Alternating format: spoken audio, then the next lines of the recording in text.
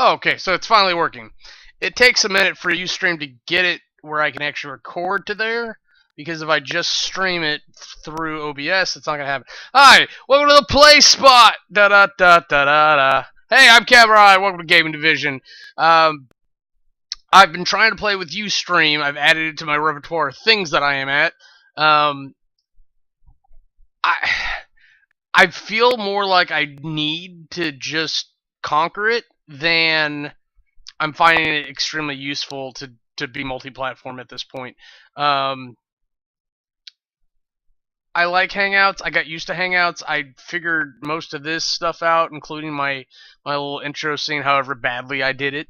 I can do it a lot smoother with OBS. OBS lets me transfer it to Ustream fairly easily. The trick was getting it to record on Ustream and not having to re-upload it somehow.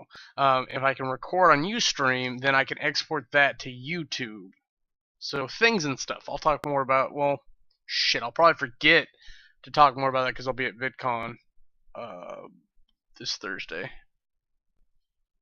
But anyways, I'm Kamurai, and I'm gonna talk about games that I've been playing. I did do a lot this weekend. And I'll talk about that first because I spent a fuck ton of time in Minecraft on my creative server, trying to cobble together sets for a different show I do over on Jam on Toast, for bad summaries. I love this. I used to do it on a different channel and for movies. And what I've been really interested in watching lately are RPG shows. So I'm gonna try to keep up with bad summaries for those. And you can find those on Jam on Toast 528 over on the YouTubes. And I'll probably talk about them here on Ustream and YouTube on that channel as well for the Watch Spot, which is another show or podcast, whatever you want to call it, where I talk about things I'm watching, but I would like to talk about things that are on the channels. I'll probably talk about it on HTKB as well. So anyways, I didn't get a lot of gaming done because I spent a lot of time playing around in Minecraft, and I don't consider Minecraft a game. It's a virtual environment, especially the way that I'm using that creative server. That creative server is just an amalgamation of sets to build things, especially for camera purposes. And for the record, this cat is not dead. He's just fat and sleeping. But if we look over my Twitch channel, and I think I confirmed this through YouTube because I film on Twitch. However poorly, that's another thing we need to talk about. That I have found out that most recently that my stuff is horrible, near unwatchable. And it hasn't been for every game. I never had any problems with Minecraft, and those are the videos I'd go back and watch entirely. Be like, okay, I remember doing this and that. I didn't have a problem on older days with Blood Bowl. And some of the newer attempts were done without face cam because that did not work whatsoever. But if you have a friend who does stuff and you bother to watch any of their shit and it's bad, tell them. Tell them. You were being an asshole by not telling them. It's not rude. Like, I don't know why people think that's a big thing. I didn't want to be rude. No, you're being rude by letting them continue on without telling them. Man. Okay, so yeah, confirming. It's from Zuma's Revenge Forward. Okay, so occasionally Origin, to try to make themselves look like a good thing, because EA is like one of the worst companies in the world, will put out a game about once a month, once every 3 months, whenever it is. It's called On the House, and they used to do like bigger titles. But they've moved those bigger titles to weekend plays or whatever, so you'll get to play them for like 48 hours. I think Titanfall's on a perpetual cycle of this, trying to get more interest in it. But I managed to get Dead Space that way, the first one. So by that point, it was an old game. But they recently acquired a bunch of games that they are running through what's called DOSBox. And so I played through the first chapter of Zuma's Revenge on there. Now, like I said, the audio is what's really holding me up because I can stream and everything at 1080p, if you will. but the audio gets fucked up supposedly because I have a Logitech camera. Uh, I've actually seen my camera's model noted there, but focusing on Zoom's Revenge itself, it's a little match 3. It's like Bubble Bobble. Except instead of it just being grouped somewhere, it's on this weird path, and you have to fight the balls off so that they don't get to the snake pit or whatever it is. So you're trying this weird delay tactic repeatedly to try to stave these balls away so that you can I don't know. I don't know what the result of getting the balls away. But eventually, if you charge your meter up enough, the balls stop populating, and then you can just clear out the last couple. I didn't find it terribly interesting. I'm not like a huge Bubble Bobble fan. I'm not a big Match 3 fan, but I played through it. I played through it to a definitive stopping point. That still only took 20 minutes. There's one chapter out of like at least 5. I think you definitely can get some good play time out of this, and I think it can be enjoyable, but it has to be one of your types of games, and I just don't think it's mine. Let's see. So let's move on to Magnifico, which is my type of game. This is very Risk-like. It's almost as if they took Risk and they just gave it some steroids. It's a lot of rolling dice, but you have, what is it, infantry, artillery, and air that you can use. And there's the game hinges on its point system, but what makes it interesting is all the upgrades that you can get for the different ways you do things. So there's so many. What I like about it is there's so many different ways to score points in no one definitive way, which is what really makes a lot of games interesting. Is that like, oh, here's your end goal. However you would like to get there, go for it. Some ways may be more effective than others in certain situations, but you're never really wrong for pursuing any one of those pathways. And if multiple people are pursuing the same pathway, it gives somebody an option. Because instead of just fighting for the crown or whatever it is, you can opt out and go the other way for perfect cities. Things like that. Some people may sprawl faster, while other people are trying to build up defenses in their areas. And I can't remember all the nuances. But I spent 45 minutes playing that. I used the America map, or the United States of America map, which is actually fun because it was looking like not the 13 colonies type thing, and it was even after, it would have been after the Confederacy because it was coast to coast, but it was not the 50 states that we currently have today. It was like more like regions and territories. There certainly wasn't like a Delaware or a Connecticut. I think like Nebraska got absorbed into Kansas, Montana got absorbed into Idaho, things like that. But it was really interesting to play on a real world map. I really like, was it not Total War? I always forget the stupid name.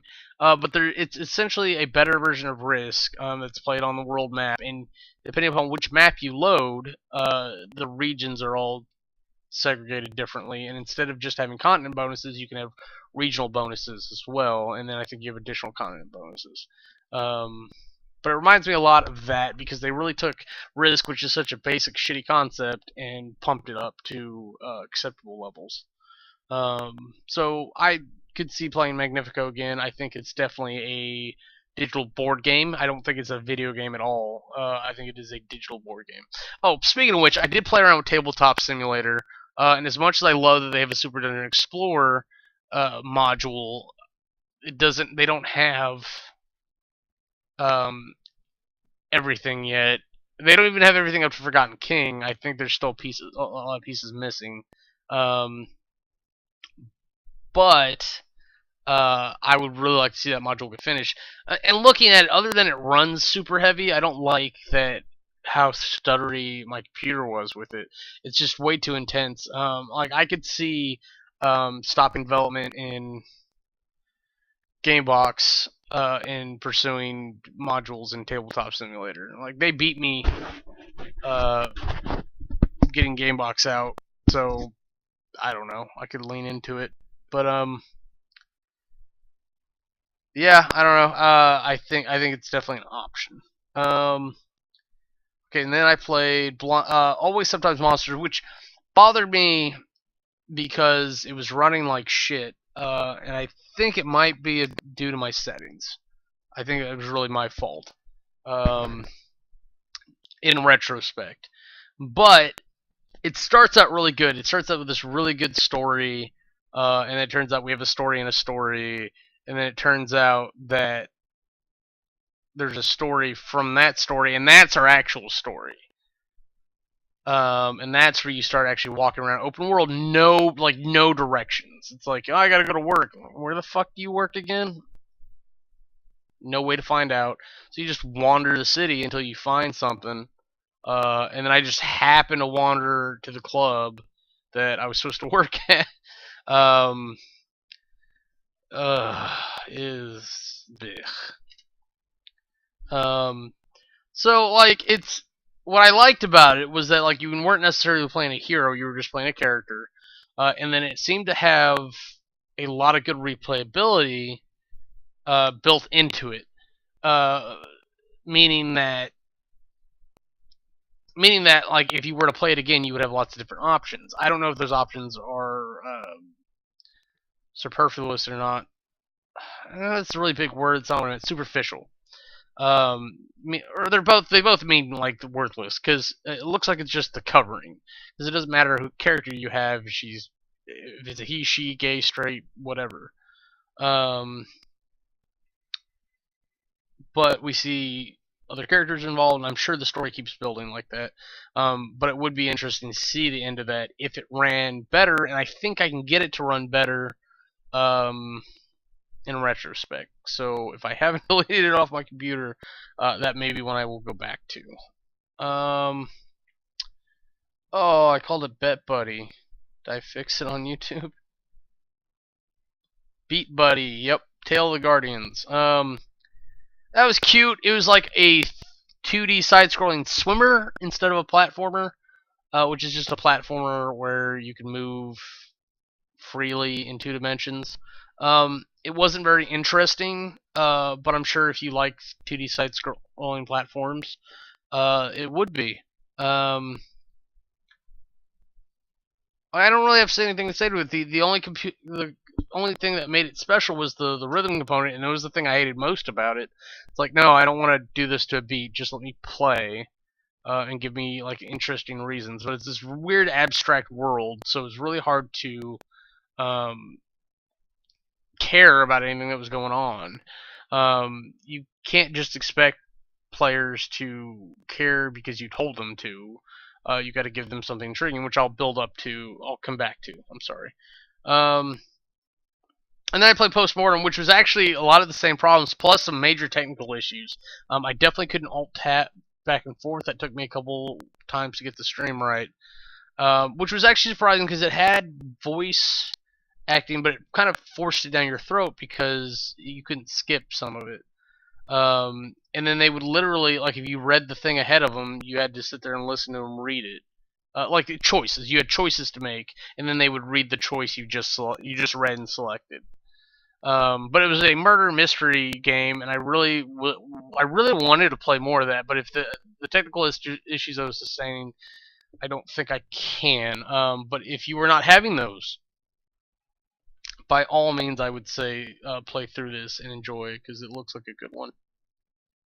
I actually like these things. Like, I like the stories that they put into these games. There are sometimes where I'm like, I don't want to have to deal with all the shit. Just give me the story.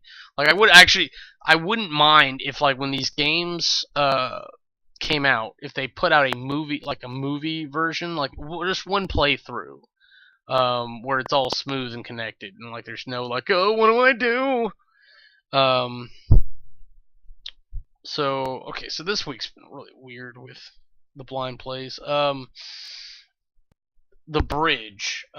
This was a really interesting one. This is a puzzle platformer, and I say platformer in the loosest terms. Is a platformer in the sense that you had a side perspective and you walked back and forth. I don't think you could jump. Your main mechanic was to turn the world, like rotate it, and then based on that, your character would walk on the ground or slide on the ground, not even walk all the time and fall and stuff, and you would get him and the bad balls that would kill you in different places to get different keys into the doors and teleport them, all sorts of things. They actually had some really good mechanics. The aesthetics reminded me a lot of Anti-Chamber, very minimalistic but stylized. Um, and when I saw the logo for the bridge, I was like, "Oh, that's Anti-Chamber, isn't it? Isn't it?" So, um, I would definitely recommend that. I played about an hour on the stream. There was a couple puzzles that were getting to me, and I was like, "Oh, I may have to quit," and then I figured them out. So there's nothing terribly, terribly difficult, but it's definitely engaging. I played the first 3 chapters in an hour. Chapter 4, once I realized that, like, oh, well, there's going to be a bunch more, and it's not, chapter 4 is not going to be the last one, I stopped. But I am going to go back and finish that one. That was definitely one I'm definitely going to go back to because it was super interesting. Okay, back to some Blood Bowl. I got my friend Kat to play finally, because her and her guy Kevin, or they both like strategy games. Blood Bowl is one of my favorite games of all time. It's really really good, um, and it has just so much replayability. I can play any team on there, not necessarily well. But I know how to play them. I've played the game long enough that I know enough of the nuances. Um, and I love explaining to them the mechanics, but like it's just apparently there is a higher level of entry than I thought, and that's my fault for not realizing that. I've been blinded by my love of the game, I think, because I really thought it was easier to pick up, because you literally, if you sit down with somebody and you play and you explain things and you talk about what's happening on the board, and that may be part of it too, is they're not used to discussing their strategies with their enemy. But I am the fairest player in the land. I will coach you into beating me. It's fine. I just want to play. I don't give a shit about winning games. I'm not competitive enough ever to play a game to win and compete and beat other people. Fuck it all. I just enjoy playing games. So if it comes down to put a competitive aspect or 100%ing things, I don't give a fuck. It's like, did I play? Did I have a good time? And it's interesting too when a game goads me into 100%ing. It's like, oh well, I want to get this, I want to get that, and I usually don't care. Like I don't care about going back to get things. But if I'm there and I see it, I might as well. Cause let's see, what was I playing? I was playing Grow Home, the robot game, and like every time I saw a crystal, I was like, I'm getting that crystal because I saw it. There's no point in me not going after it. So, I definitely, in that game, I definitely did. Another game that makes me feel like doing that is Dust, an Elysian Tale. And that game gives me all kind of flashbacks to Super Metroid, another game I fucking love. So I will be going back in that game to get things, not because I want 100% it, but because they very obviously leave spaces open. There's actually a little tunnel systems that you can like ball roll through. So I know that's going to be a thing. You're going to spirit ball through or something. There are spaces where you have to climb or wall jump. So because it's built like Super Metroid, where you're going to have to revisit locations you've already been to anyways for different purposes to explore the new things. I feel totally okay being like, okay, I'm not getting that now, but I'm coming back. The only thing that I have a problem with is the weird system for chests. Like, not only do I have to like get special keys, and I can't reuse the keys on the chests because they're magic keys and they're locked by the arcane, etc., etc. But like there are cages that require like 4 keys, and I did not have 4 keys, so I was like, I really want to rescue that whoever that is. Let me go find a key. And when I finally got enough keys, I came back, and it was Super Meat Boy, which was fucking weird. But that means that there'll be other weird characters in the game that'll give me bonuses like that. And honestly, I'm just not gonna remember. So if the map didn't tell you what you had 100%ed or what percentage you had explored, there's no way I would have been able to track everything.